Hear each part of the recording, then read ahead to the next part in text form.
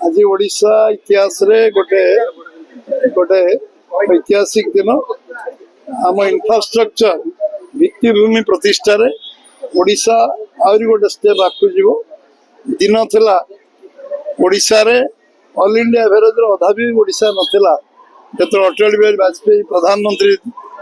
थिले से समय 1500 किलोमीटर आम सीमित थिले ऑल इंडिया एवरेज से 3400 किलोमीटर थिला आज आम ऑल इंडिया एवरेज को क्रॉस करी आज बहुत आगे आम जाइछंती आम 10,000 किलोमीटर छुईबाकू जाउछंती एवं सारा ओडिशा रे गोटे आज वैप्लविक परिवर्तन हम ए वर्ष ये गोटे वर्ष 28,000 कोटी टंकार रास्ता घाट पोल एवं इंफ्रास्ट्रक्चर भित्तिभूमि केवल गोटे डिपार्टमेंट केंद्र सरकार कर रोड और ट्रांसपोर्ट डिपार्टमेंट एवं ये विभाग आम पाखे आज ओडिशा सरकार आमर अच्छी त्वरान्वित भाव में आज 4,000 कोटी लोकार्पण हम 25 प्रोजेक्ट शिलान्यास उद्घाटन हम आमर जे ट्रांसपोर्ट कमर्स मिनिस्टर ओडिशा अच्छा से 10 मास उद्यम जो जारी रखते भी धन्यवाद दूचे नितिन गडकरी की जिते धन्यवाद देले कम हम एवं प्रधानमंत्री यशस्वी नरेंद्र मोदी नेतृत्व में जो भारतमाला आरंभ कर जो कार्यक्रम आरंभ हो 11 लाख कोटी टंका थिला तक 21 लाख कोटी टंका वर्धित करने कोस्टाल हाईवे स्वप्न बहु वर्ष लोक देखुले कोस्टाल हाईवे खूब शीघ्र कार्य क्रियान्वयन हम एवं जो कनेक्टिविटी जो जुग आरंभ हो 75,000 किलोमीटर आम आम निर्वाचन इस्तार लिखीचु आम अथॉरिटी कर सारी ओडिशा एवं ट्रांसपोर्ट क्षेत्र में जो पछरे आम अच्छु ताकू निश्चय अतिक्रांत करूँ खूब शीघ्र बहु आगे आम जीवु एवं ये गोटे वैप्लविक परिवर्तन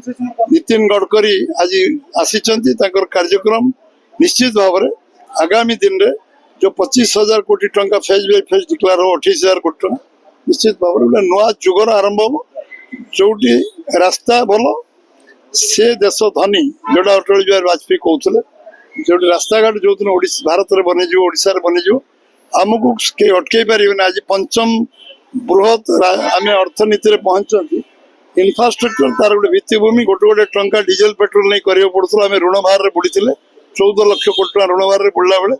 रास्ता घाट 54,000 कोटी अटल जी आरंभ करते आज मोदी जी 11 लाख कोटी पहुंचले 60,000 प्रधानमंत्री सड़क आरंभ होता आज अनलिमिटेड टंका जिते रास्ता अच्छी सब रास्ता को पूरा करने आम सरकार उद्यम कर आज ये अवसर में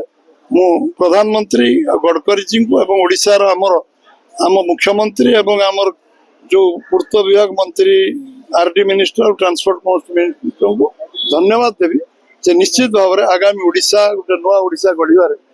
बहुत बड़ सहायक हो कारण भित्तिभूमि प्रतिष्ठा जो स्वप्न गोटे रिवोल्यूशन में पहुंची गोटे विप्लव में पहुंची जोटा अटल जी आरंभ करते विप्लव में पहुंचु भारत वर्ष